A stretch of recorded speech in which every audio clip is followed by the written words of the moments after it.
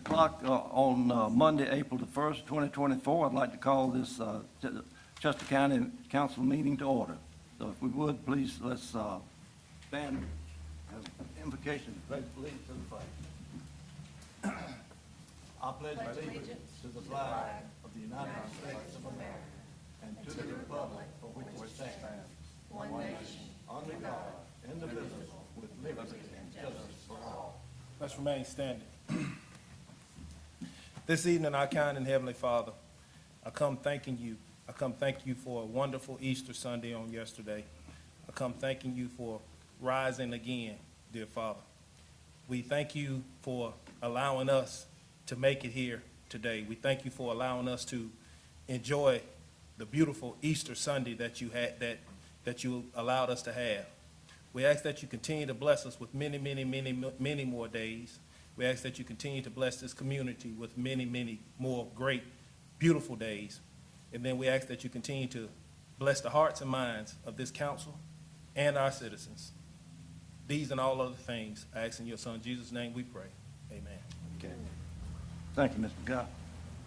Okay, before we get started, I guess you can see that Mr. Hester's not here tonight. He's him and his whole family is sick, and he's not going to be here. So we're going to be assisted by Mr. John Marshall from Columbia down there. He's going to be virtual here, and if anything goes awry, he's going to keep us straight on that. So I think, yeah, he's on the screen there. We can see him up front here. So, but the only thing on the agenda that we won't be doing tonight will be the administrator's report. So I guess in order for that to be legal, I need a motion to remove the administrator's report.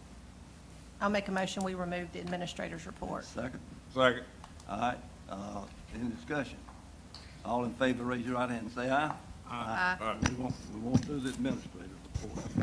All righty, we'll go into approval of minutes, March the 18th, 2024 council meeting on that.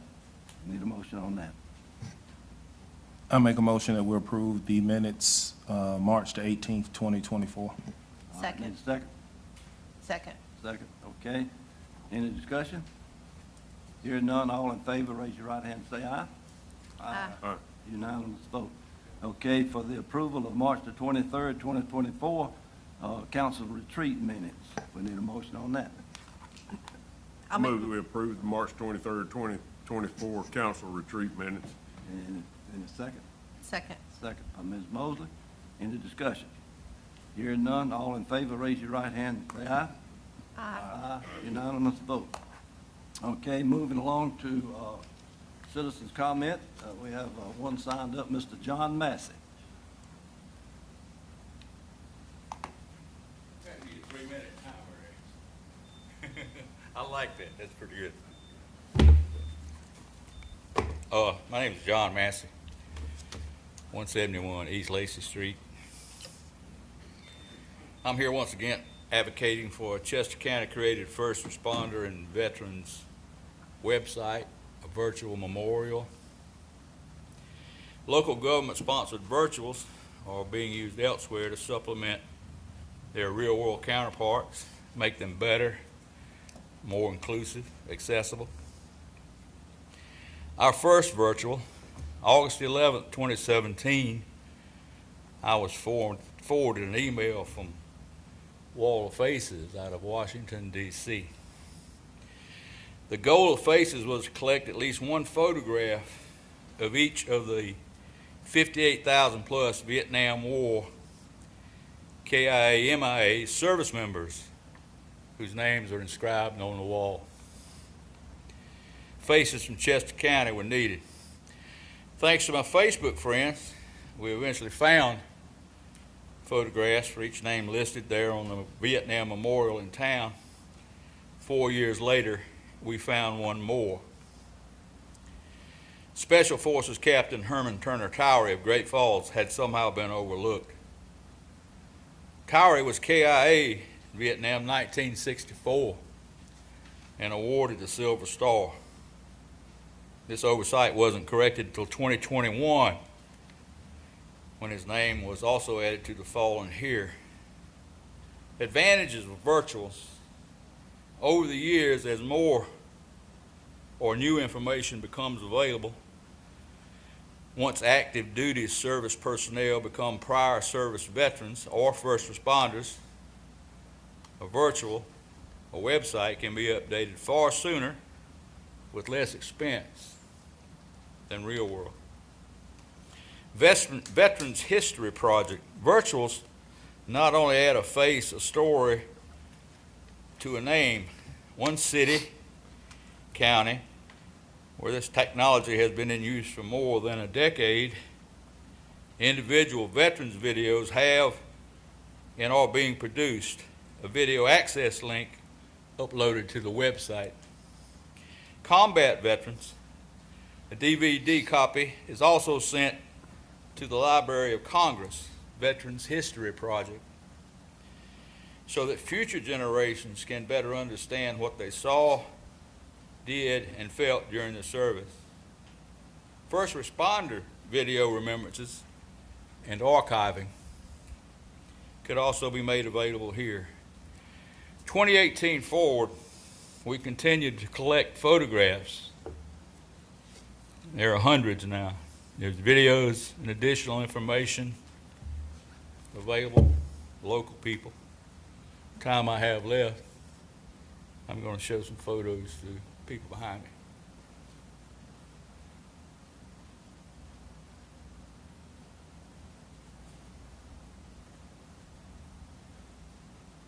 There you go. Okay. Thank you, Mr. Massey. You bet.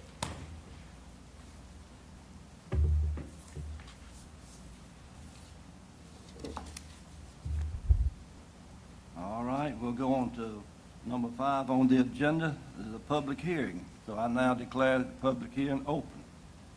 For the, on the A, is the third reading of 2024-10, to amend Chapter 46, Streets, Sidewalks, and Other Public Properties, Article 4, Use of Public Road, Section 46-93 of the Code of Ordinance of the Chester County of Chester, South Carolina, to provide for the revision to litter enforcement and to provide for other related matters. Did anybody would like to speak on this in the public hearing? All right.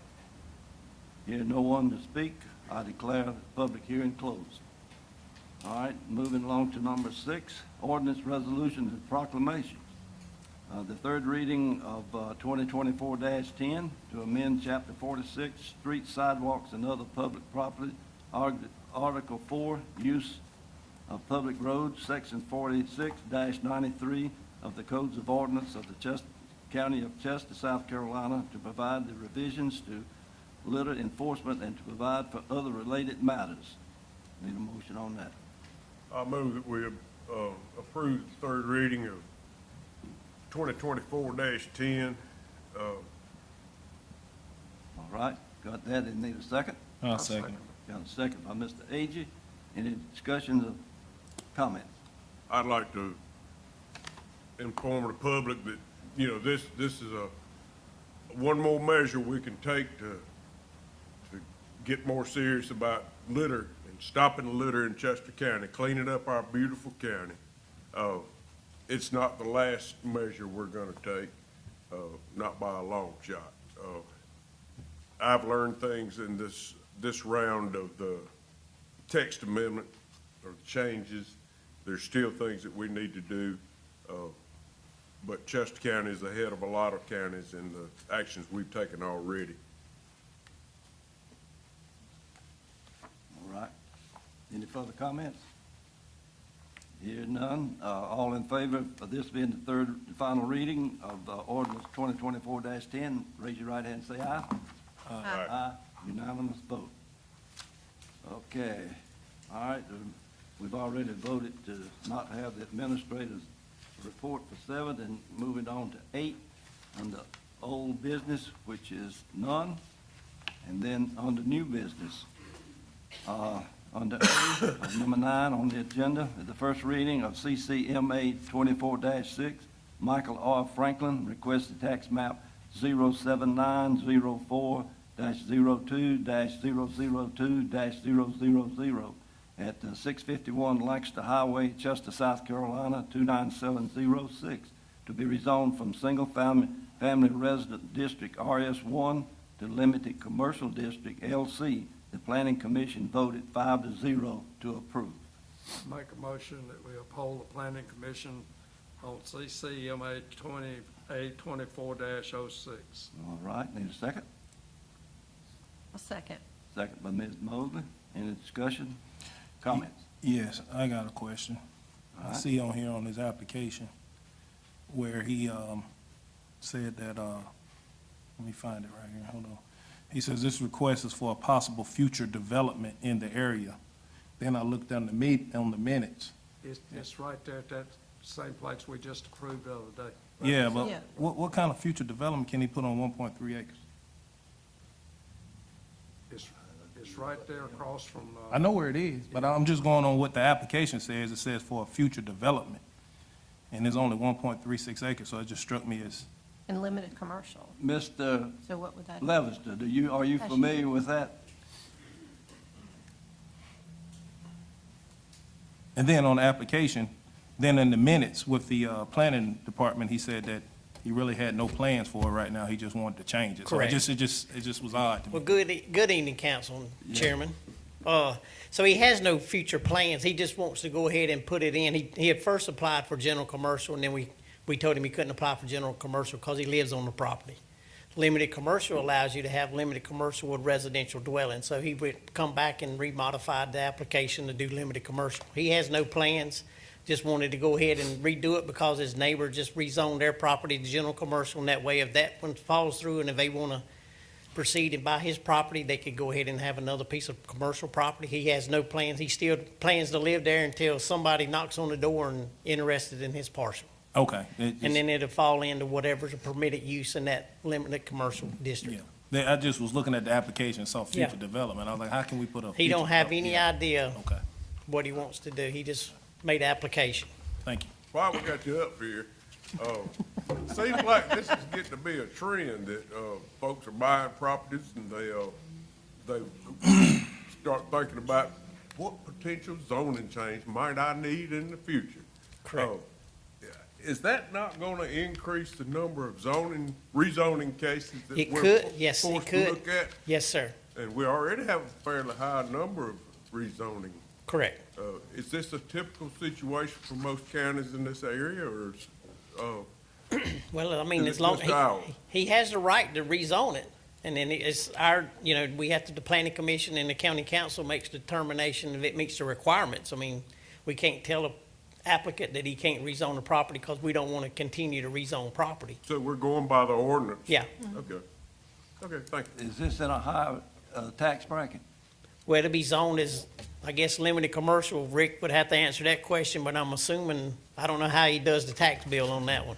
And though it may be costing more money to do that, it seemed like to me, I don't know though. I don't know if the tax record changes or not. Yeah, okay, thank you. Thank you, Mr. Levister. Thank you, Mike. Thank you. All right, we got a motion and a second. Any further questions? Hear none, all in favor of this being the first reading of CCMA 24-06, raise your right hand and say aye. Aye. Unanimous vote. Okay, moving along to B under 9, proclamation in support of fair and equitable housing. I got it right here, we'll read that. Okay, proclamation in support of fair housing, fair and equitable housing. Whereas the South Carolina enacted the South Carolina Fair Housing Law in 1989, and whereas the Chester County Council desires that all its citizens be afforded the opportunity to obtain a decent, safe, and sound living environment, and whereas the Chester County Council support fair and equitable housing for all of its citizens, regardless of race, religion, color, sex, national origin, disability, or other familiar status in the sale, rental, and provision of other housing services. Whereas April is recognized nationally as a Fair Housing Month, and now, therefore, I, Joe Branham, Chairman of Chester County Council, do hereby proclaim the month of April 2024 fair housing throughout Chester County. And the witness thereof, I have hereunto set my hand and caused the seal of Chester County to be fixed this first day of April in the year of our Lord, 2024. Signed, Joe Brunner. Thank you for that. All right. Moving along to number C, under number 9, proclamation for Charlton H. Blanks, U.S. retired Marine. Okay, this is in honoring Major Charlton H. Blanks, United States Marine Corps, retired. Whereas in addition to many other accomplishments, Mr. Charlton H. Blanks was born in 1938 in Chester County, South Carolina. Mr. Blanks graduated from Chester High School as a member of the Future Farmers of America, and while growing up, worked on his family farm and for Borden Creamery. Major Blanks attended Clemson Agricultural College of South Carolina before transferring to graduating from the University of South Carolina in 1961 as a member of the ROTC program. Mr. Banks enlisted in the United States Marine Corps as a private first class, eventually becoming an officer after attending Officer Candidate School in Quantico, Virginia. Mr. Banks, in addition to other training, trained at Camp Pendleton, California, and Fort Helleburg, Maryland. Major Banks participated in 3 tours of Vietnam, 1964, 68, and 75, as an infantry intelligence officer. Following his military service, Major Blanks was taught the 8th grade science and senior physics in Chester County school system. Major Blanks has volunteered with the Marine Corps League, American Legion Post 27, and the Disabled American Veterans, Chapter 19, in which he is a life member and has served as a senior vice commander. For over 25 years, Major Banks has organized and participated in various Memorial Day and Veterans Day ceremonies in the county, and in 2021, Major Banks announced his retirement. Now therefore, I, Joe Branham, Chairman of Chester County Council, on behalf of the Chester County Council of Chester County, South Carolina, do hereby issue this proclamation to make Major Charlton H. Blanks, USMC, retired, in recognition of his many achievements, and extend to him the county's gratitude and appreciation for his many years of exemplary service to our country and his amazing accomplishments. It is in witness thereof, I have hereunto set my hand and caused the seal of Chester County to be fixed on this first day of April in the year of our Lord, 2024. Thank you. I'd like to say congratulations to Mr. Banks for this, and we will be presenting him a plaque. I believe it's on April the 8th. They have a veterans meeting they have at the old off of Dawson Drive there, so we'll be presenting him to him tonight. He was, for health reason, he was not able to come here tonight, so I'd like to say thank you for your service, Mr. Banks, and well, it's a well-deserved retirement, and we are proud to give this proclamation to you. Mr. Chairman, do you recall what time that meeting will be? 5 o'clock. Bye. At the clubhouse. Okay. What's the date? And Congressman Norman will also attend. What's the date? Yeah, April the 8th. 8th. Yeah, April 8th. Could we ask our clerk to council if she would make sure that we all get the invite for that by email, so that we all make sure we have the right information? I'd also like to comment about Major Blanks. I've been immersed in the history of Vietnam in the past month or so, and to see the sacrifices that men like Major Blanks committed to in their lives when they committed to it in 1964, 68, 75, he gave his life basically to this country. And it's hard to fathom the commitment it took for a man to do that. And then to go on and lead a life like he led after that. I just have the utmost admiration for folks of that generation. Yeah, let me just say, my father was also in Vietnam, not to get on this kick, but I completely understand and couldn't agree with you more what they all went through. There's so many, you know, and if he's anything like my dad, he'll probably just say, "I'll shoot." I know he appreciates it. I'm sure. I mean, I know that, but a lot of them, didn't get the recognition that they deserved, and I hope this speaks for all of them as well. All right, anyone else? All right, thank y'all for commenting on that. I know Mr. Banks will very much appreciate that.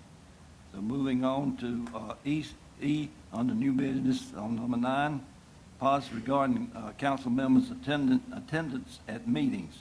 I think Mr. Marshall, who is, oh, I skipped D, okay, all right, I don't want to skip, come on up there, Mr. Darby. I'm moving along too fast here. Okay, under D, emergency management update, Mr. Ed Darby, EMS Director. Welcome, Mr. Darby. Good evening, Council and Chairman. I thought you were giving me a break there. I was heading for the door. But it's a pleasure to be able to talk to you today about our emergency management in Chester County. It's also great not to stand before you and ask for something like I'm normally up here doing.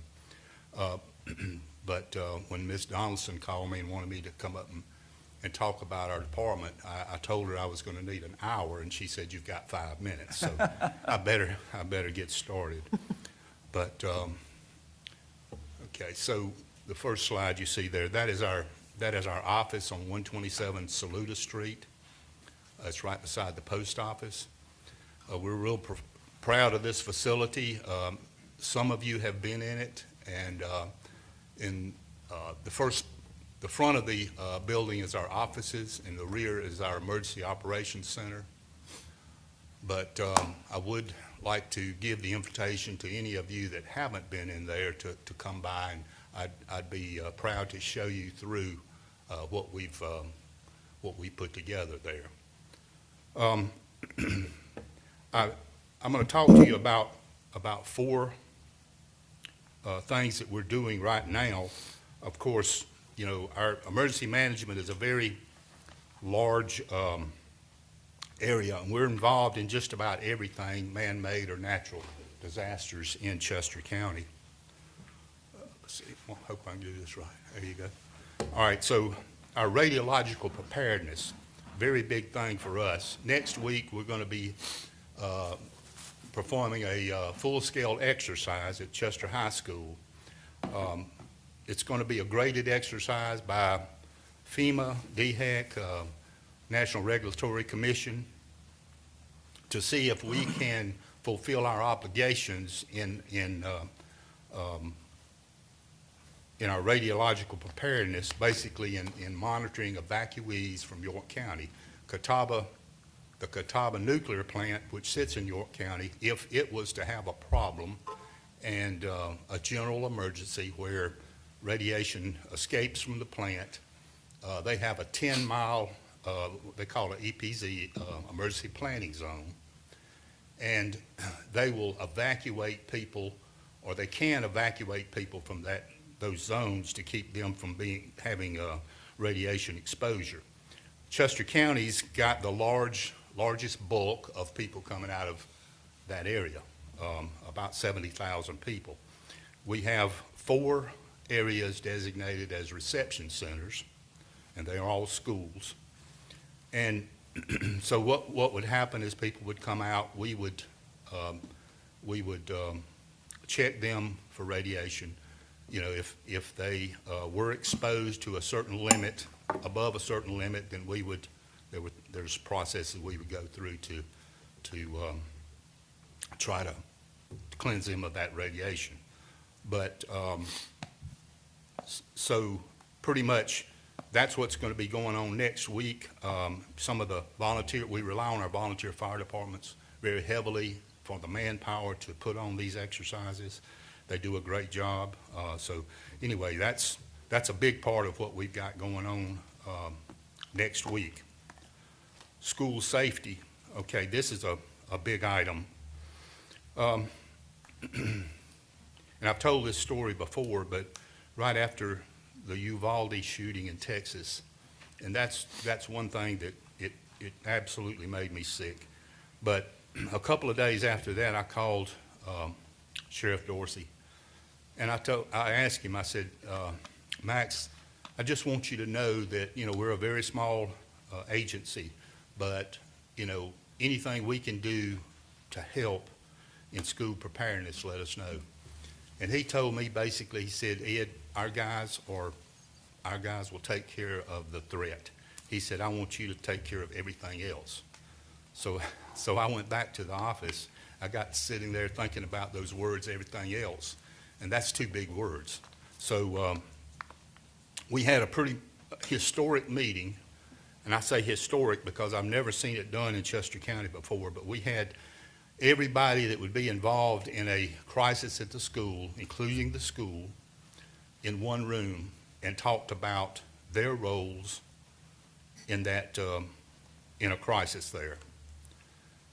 And from that, you know, we had some breakout sessions, but we have progressed from there to using GIS for mapping the schools. We've done just a great job. My deputy director, Laura Coonsey, leads this. She's a very technical person, and she has great talents and skills with the computers and programs. So she's put together a good program, and we're continuing this by mapping all the schools. Ultimately, I'm not going to go into any of the details, but ultimately, a responder coming to the school will be able to use his phone to see where the threat's at, how to get to the threat, you know, a lot of information about what's going on. So that's a big process. And also the school is helping us with this. They're very involved in it, and I do appreciate their involvement with their physical involvement and also monetarily involved. So, EOC and field operations. All right, so we've upgraded our EOC, and I apologize, I've got behind on my maps there, my screens, but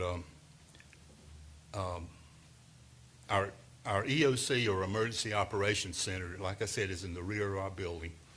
We have upgraded that to be able to show a lot from our control station in the front, show a lot of different pictures on our monitors.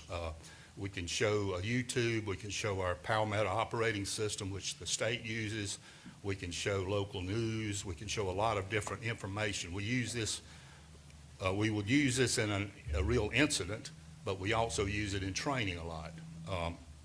So we've increased the technology there, and also we've got our mobile command. We were able to get mobile command vehicle, and now we're able to share information back and forth with the EOC from our mobile command. So, you know, we continue to upgrade the technology in those vehicles.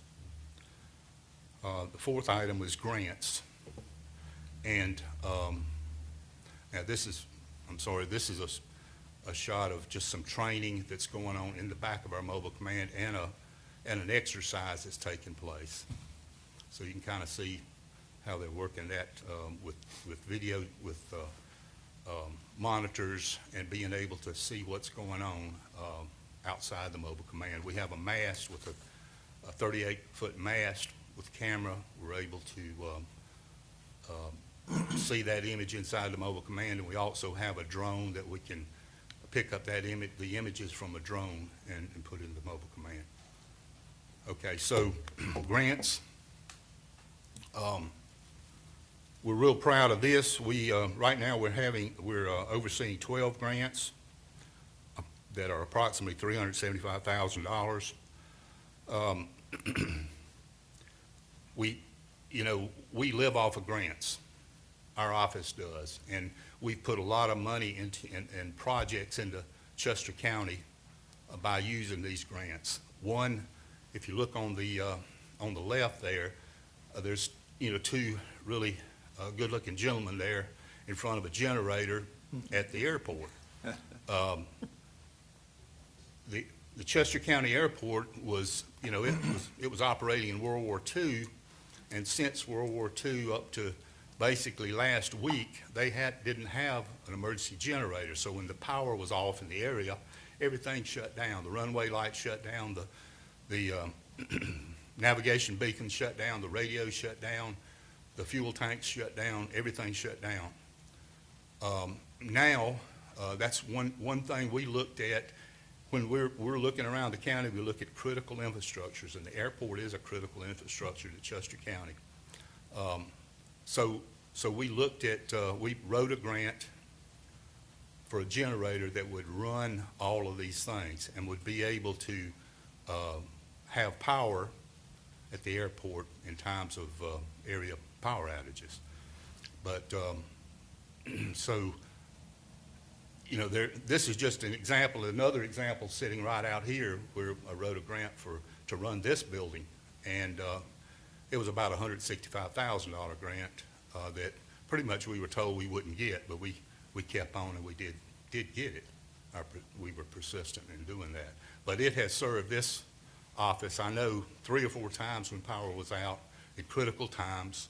This facility ran.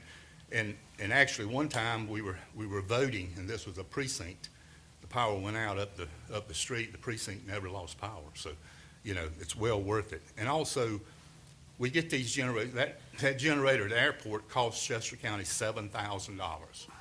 Okay, so it originally was a 25% match. It was a $70,000 generator, 25% match. But in the process of the grant, FEMA came in and said they were going to reduce that to 10% match. So actually, it's costing us $7,000 for a $70,000 generator. So on the other side, we see a Gator. It's a rescue Gator, 2023 Gator that we got through another grant from a utility company, and it was of no charge to Chester County. So we're working these grants continuously, so that's a big part of what we do on a daily basis. And kind of to close, the 5th item I put on there is everything else. So, you know, of course, everything else, like the sheriff said, you know, take care of everything else. 2 big words. But as you know, we're involved in weather issues. We put out weather if there's a major tornado, hurricane, something like that's going to affect Chester County. You know, we're doing that. We're dealing with the weather every day. We're dealing with threats to the county, any type of threat, whether it be, you know, a man-made threat, terrorism, those kind of things. We're dealing with those kind of issues, cyber issues. Just a number of things that come up every day. We never know what we're going to be faced with. We have a plan for the day, but it you know, sometimes we come in and never touch that plan because of other things. But I just wanted to talk to you a little bit about what we do, and here again, you have an open invitation to come by, and we'll take an hour with you to talk to you about some of this stuff. So, anybody have any questions? Ian, I got a question. I'm sure you heard about the incident at Lance Ford this past weekend. I got called by Fort Lawn Fire Department talking about the difficulty they had in locating those people on the river and the need for some kind of system for citizens that are in distress to self-locate, and when talking to emergency personnel, say, well, I'm down at section B or something like that.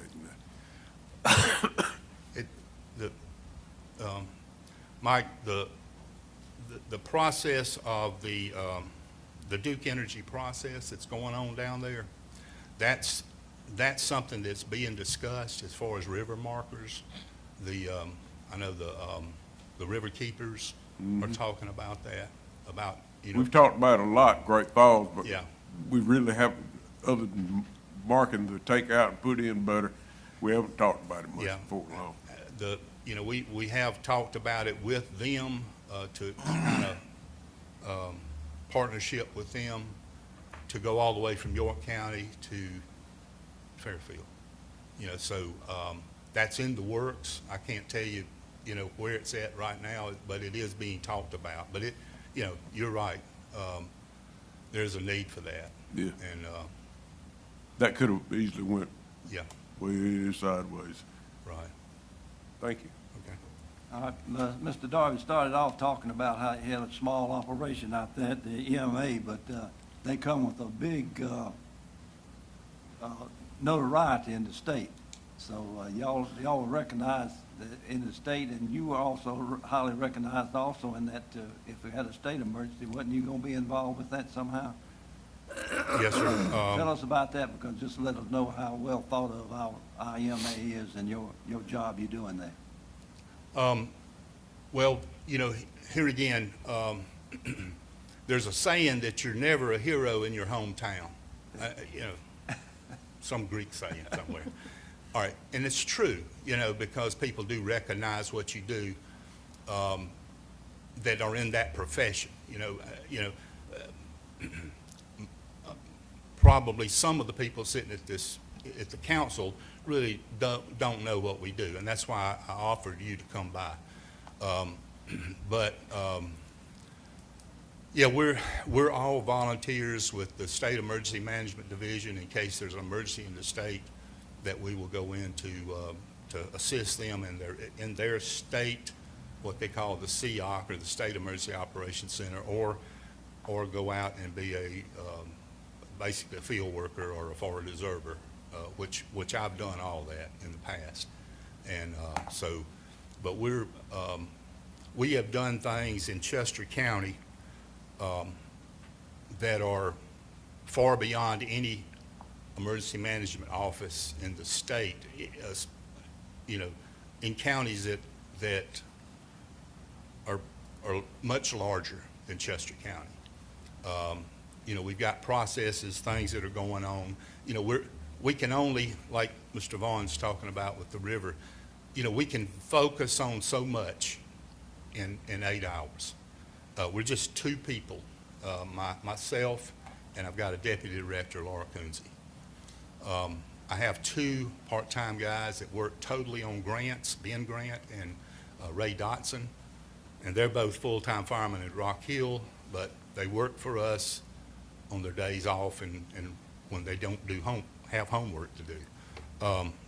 But they work under the auspices of a grant, which they have to do certain things to meet that grant, certain projects called scopes of work. They have to do these things. So they're tied up in what they're doing in the grant. So it just kind of comes to Laura and I to do the planning. So it's just so much time that we have during the day. And I listed 4 things here. It could be 40 things here, seriously. I mean, I always say emergency management's like hugging a whale. You just have to do it a little bit at a time, and you finally get the whole whale hugged. But so, yeah, I mean, the state does recognize us as a leader in the size of counties we are, and also much larger counties. We're I would doing. like to personally thank you for the job that you do there and the service that you give to Chester County, and also your participation in state organizations also on the Yes, same thing. So thank you, Mr. Darby. Thank you. Let me mention one thing, Ed. Mr. Branham and I, Mr. Vaughn didn't get to go, but we went to a meeting last week at Tigger Cay at the Catawba River Basin from the beginning of the headwaters all the way down to Lake Wateree. And there was a gentleman by the name of Lineberger that spoke for Duke Powell. And there's an awful lot of resources that are in that river from the York County line and the North Carolina line all the way down. I don't know whether you access those resources or not, but there's more than just Duke Powell. I can't remember, DHEC was involved in it, and a number of issues. And for the sake of argument, if I can remember it, I'll bring you the paperwork that I brought home, because it would be very beneficial to you to be communicating with those people, not just the volunteer fire guys and the rescue squads and stuff like this, but the people with the money. And they're the ones that can help. Okay. Anything else? Thank you, sir. Thank you Thank very you. much.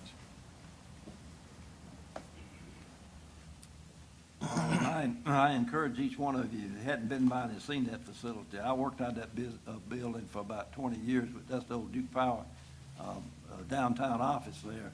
I worked off of Hemp Hill Avenue and that one also, so I was in and out of that building about 1,000 times or more over my career with Duke Power Company here in Chester. So, but then I have been there and saw what Mr. Darby has put together and the accommodations and the operation room in the case of emergency there and everything. So it's, if you hadn't been there, please go by and let Mr. Darby give you a tour of that and explain it to you. All righty, moving along to E, under new business, is a policy regarding council members attendance at meeting. And Mr. Hester's not here, so I think Mr. Marshall has some explanation of that, what that is. If I could start the conversation, All right, that'd be good. We'll, this kind of started with a email and phone call back and forth with Mr. Hester and myself.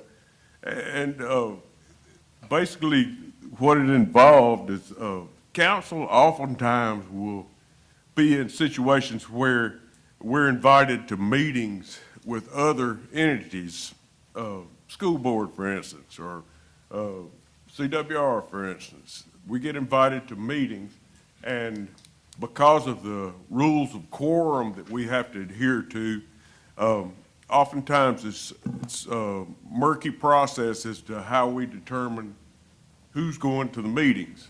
And a lot of times, we'll be in situations where the entire council would kind of like go to the meetings, but that opens up a whole can of worms. And so what I advocated and we talked about last week was that we, as a council, we discuss this and try to come up with a policy that will work going forward and adhere to it. It might make us much better partners for the other entities, and it might make us represent our constituents much better. Now, if Mr. Mosser will tell us what he discovered about this, I'd greatly appreciate it. Absolutely. Mr. Chairman, members of council, can y'all hear me all right? Yes. doing Yes, sir. good. I apologize. Mr. Darby is paraphrasing the Gospel of Luke, and I get South Carolina FOIA, so I apologize for devolving the conversation here. But generally, you've got a couple of rules of the road here. First one is quorum, right? So as you're already aware, any four of you constitute a quorum. And then the next part is you've got to be discussing public business. So you can generally attend whatever you want to attend. You guys can all show up for the same Easter service. You can all show up for the same Carolina or Clemson tailgate. And the triggering event for creating a quorum and public business would be that discussion of public business. So as you think about this policy, you're going to be thinking about, when any four of you are present, what is your involvement going to be? Are you just going to be sitting there silent, or are you going to be discussing it? Or are you going to have a policy that says that no more than three of you can appear in order to avoid creating a quorum?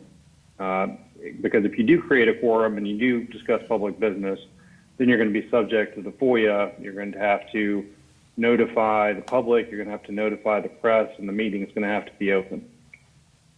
So with that as preamble, are there any specific questions, or is that just sort of a general guidelines for y'all to think about as you go about crafting the policy? So I'll give some input. I've spent some time thinking about this because I share Mr. Vaughn's concerns as well. We want to make sure that we're on the same page. You get your feelings hurt if you feel like you got left out of a conversation you would have liked to have been a part of.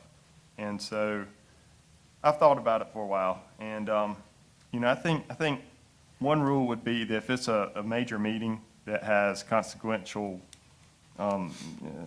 things that come out of it, I think the best thing we can do is make it a workshop, and then that way we are all invited. That's really that's our gold standard. That if it's a meeting that's going to be held and it's going to be consequential, that we just go ahead and make it a workshop or a special called meeting if we anticipate there being business done at that meeting.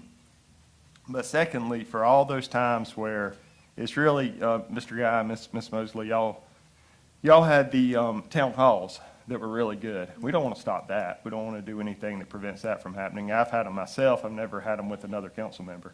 But with you being at large and you having your district, it made a lot of sense for the two of you to do it together. I would throw out there the proposal that our policy would be that no more than 2 members of council would ever gather for a consequential meeting where you're meeting, together for anything, really. That would be kind of my number. If we get to 3, well, that makes us only 1 away from quorum, and suddenly we're just not far from kind of becoming a little bit cliquish, and that's something we want to avoid. 2 kind of keeps that from happening. So that would be my proposal. Number 1, if it's an important meeting, that we just go ahead and have a workshop. Number 2, that 2 members is kind of the number that we stick to, 1 or 2 members meeting with others, whether it be leaders from the school district or members from the community, that we keep that at 2, no more than 2 members. But that's my input. And of course, the third part would be anytime there's any important information that's gathered, that we immediately send it to our clerk of council and we share it with all of council. A little bit of my, I don't want to say hesitation with it, but my concern is if we are invited to a meeting, how are we calling a workshop if it's not our meeting? That's the gray area that I don't fully understand. I just want the public to be aware that we all are concerned about each of our areas, and myself as a whole for everybody. So I'd like to not be excluded, which I get sometimes that does happen, especially with things that have happened as of late. But I want to be able to make sure we're all informed, and I don't want ever to have anything happen to where something was missed by one of us in our notes or something because we're all human, it's nothing that's on purpose.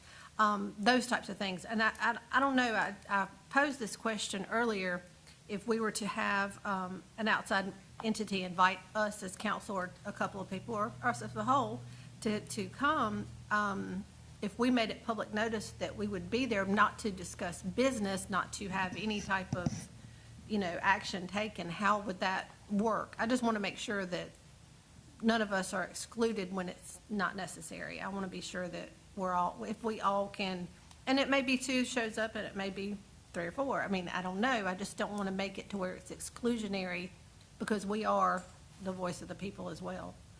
So I don't know how that works. Mr. Bosser, what's your comments on that? Well, let me say one thing. Help me understand what the difference is with us all going to a meeting versus us going to something like, example, Chamber of Commerce banquet, where each and every one of us are there. Yeah. Somebody help me understand what the difference is. I'll give my input to that, for what it's worth. Because I'm serious now. Yeah, So I when mean, we're at the yeah. chamber banquet Yeah. together, we're there to be a part of that banquet, to participate in the banquet. Our purpose of being there is not to discuss the business of Chester County. If there's a meeting that happens in the boardroom and there's 3 of us there, then suddenly that's really a meeting focused on making decisions for Chester County, which is very different than a Chamber of Commerce banquet. So I said that to get to this point. So if another entity, like, example, the school board, that's really not our business, we're there really as, I'm always a county council member, but we're also there as citizens as well. Wouldn't that be like on the same line as the Chamber of Commerce? We're not discussing county business. The school board's discussing their business. We're there just pretty much, we're not giving any input. We're just there to Yeah, or hear. making a decision, I get it. We're not Mr. voting Guy- on it. It's not really our business. We're just getting input. But- I'm just saying it, But it kinda- is your business, because in the school board, we give them money.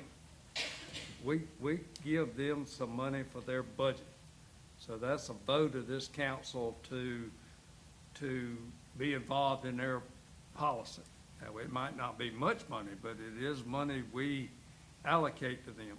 So if we have a quorum present at the school board meeting, I don't think we need to do that. Well, Does that make sense? I don't know if we don't per se give them money. What we do, we give them between 65 and 70% of the total taxes that come into the county. That's exactly And right. so, that's where it gets into it. I know just to expound a little bit on what we're talking about here, I know we had the meeting with CWR. That was a fax gathering meeting, and 3 of us attended that. I believe Mr. Agee, Ms. Mosley, and Myself. him, Mr. Guy. And really what we should do, I can see Mr. Wilson's point about 2, but three, if you don't have a quorum, I don't think you can, you can't vote on anything. But what I would like to see coming out of these meetings where we invited would be for the people that are going to come back and give a report to council. I know anything that we discussed as far as CWR and all this other thing, it had to come back in open session for us to approve that. So I think that made us transparent in doing that. It sort of kind of changes it more towards a feel of a committee once we start giving reports on meetings that were had with 3 members. And that's something I was trying to avoid.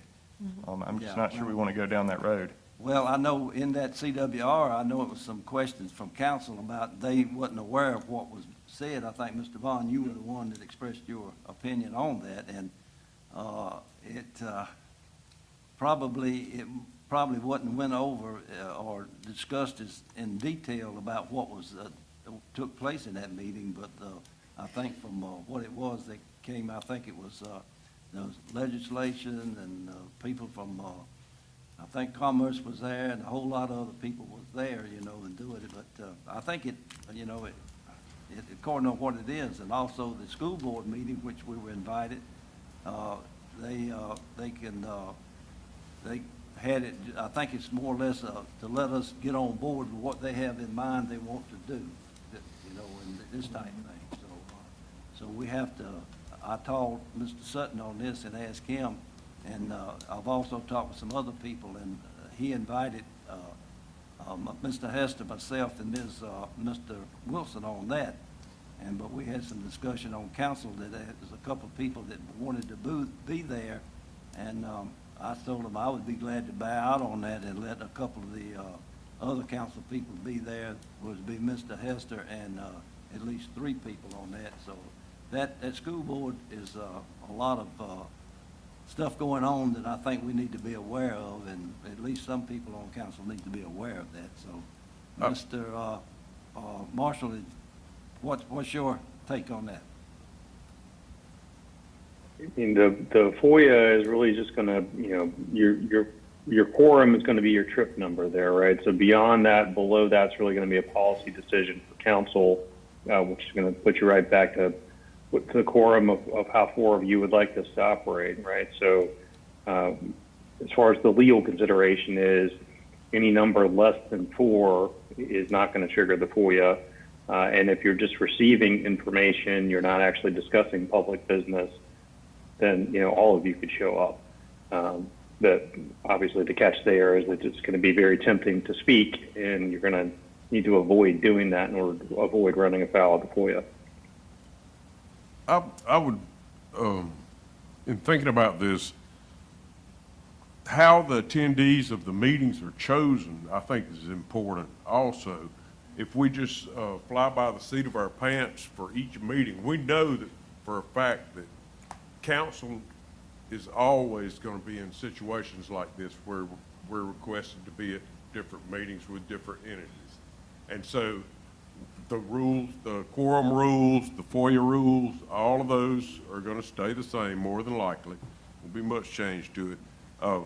So what makes a difference to me is how we as a council determine that we're going to choose attendees for meetings. Is there a system to it? Are we going to have a revolving list of attendees? So if these 3 went to the CWR meeting, that means these next 3's turn to go to the school board meeting. Something of that nature, where there's no possibility of any kind of cliquishness to develop. And we have a system that we can stick by. Yeah. How y'all feel about that? Well, I think that's good. That's something we may need to discuss, as far as chairman, but most of these meetings that we go to, being chair and vice chair, a lot of times you automatically get involved. So those would be the first 2 on that, and then it'd be the case of one of us bowing out and allowing somebody else that had some burning issues that they like to discuss. So maybe that's some discussion we may have in the future about how to select those people. So I would say maybe it should always be either the chair or the vice chair. That if the chair cannot attend a meeting, then the vice chair would attend the meeting. But it needs to be one or the other. And on a rare occasion, both. but it doesn't need to necessarily be the chair and the vice chair. It could be in the place of the chair. If the chair is unable to make it, then the vice chair would take that place. Right. Well, I know you Automatic. got the email also from the school district, or. The school district was a little different because that was an invitation. So they made the decision who to invite. Yeah. And that was kind of their call. They also probably invited, if you look at the email list, it looked to me like they invited the mayor and the second person of each town. Yeah. So it was kind of their method for who they invited. They had as far as the number of people being there, they were limited as far as the facility they was gonna hold this in too. I think that had a lot to do with it. Let me give an example, and don't take this out of context. Mr. Vaughn just got through saying the fire department in Fort Long called him about a problem on the Catawba River, which was north of the river bridge. That's in my district. Anything south of the river is in his district. Ms. Mosley represents everybody. So for the sake of argument, if there was a problem in the Catawba River north of the bridge, then I would think Ms. Mosley and John Agee need to be involved in that process. And if it's south, that would be Mr. Vaughn and Ms. Mosley. So I think it's pertinent to who the people elected you. Like if you've got a problem on the Broad River, I don't have anything to do with it. So I think that needs to go into the process of how you come up with a solution to the problem. I kind of like Pete's idea of the chair, and if the chair can't make it, the vice chair. But I also just keep fair. I think the at-large council member needs to be invited, because that at-large council member, to piggyback off your point, the at-large council member actually represents the whole county. So I think you definitely would need the chair and the at-large council person for a lot of reasons. That at-large council person, they represent they represent the whole county. They represent everybody in the county. So I think that large council person needs to be, part of that. And then And there's gonna be coming times in where where I Mr. can't. Agee is, Yeah. then, if it's in your area, then you're invited. Yeah. Just the CWR thing was a little different. Representative King and I, we grew up together, and he had something to do with the Rock Hill area, so he and I were talking, and he came to visit our administrator, and I was there. So I think that's kind of how I got invited, because I was with him when he met our administrator. But, you have different situations that call, how different people are invited for different reasons. But I understand what Mr. Wilson's saying, and I agree, but I do think the at-large council person needs to be invited along with to be fair, along with the chairman, and if the chairman can't attend, the vice chair. And then the third person would be Whomever district. district Yeah. that the situation is, And there's gonna be times where I can't be Right, there, yeah. for whatever reason. and then we go down the line. My Right, thing is just to have a system yeah, and stick to it. yeah. I'm with you there. Well, I mean, if you did what the attorney just got through saying, and if you had a problem, Mr. Wilson or Mr. Branham, and if it was in Mr. Killian's district and Ms. Mosley, you would have three, whether you like it or not. You would have three people, and you would not have a quorum, and that would be pertinent to what was going on in each individual's district, I think. And that way you have representation of the board chairman or the vice chairman, the at-large member, and the councilman that it is pertinent to his issue with, and that would fix the whole problem. And then, and I think that's a good plan. And then for a meeting such as the CWR meeting, I think that's a classic example of we should have had a workshop. And we should have all been there, because honestly, that could have affected everyone's district, because Absolutely. it had to do with taxing authority, and that would have affected I everything. think with that CWR, though, I think originally, Right. Mr. Branham was invited. None of the council members were, and then I think you gave up your spot.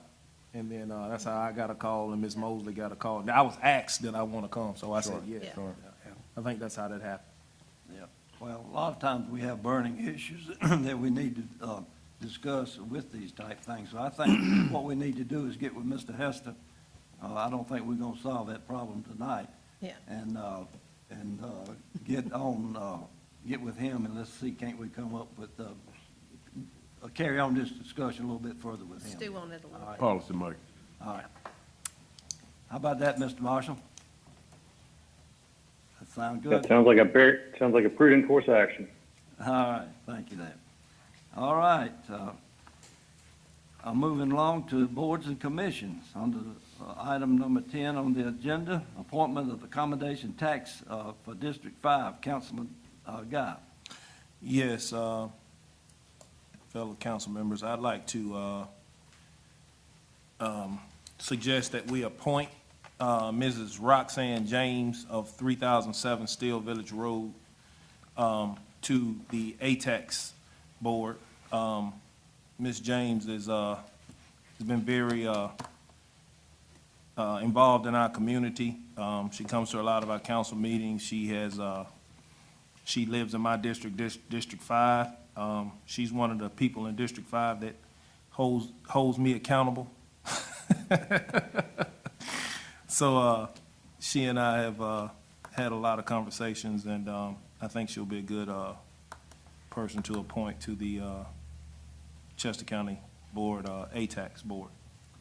All right, are you making that as a motion? I'm making a motion to appoint her to the All right, we got a motion, we have a ATAX second? Board.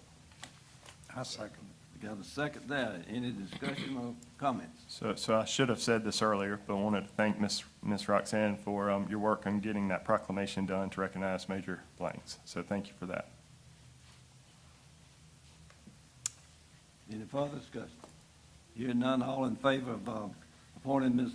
James to the Accommodation Tax Board, raise your right hand and say aye. Aye. Aye, unanimous vote. Okay, under B, appointment of the Hazel Pittman Board on District 4, Vice Chair Wilson. I would like to make the motion to appoint Ms. Carol Grant to the Hazel Pittman Board.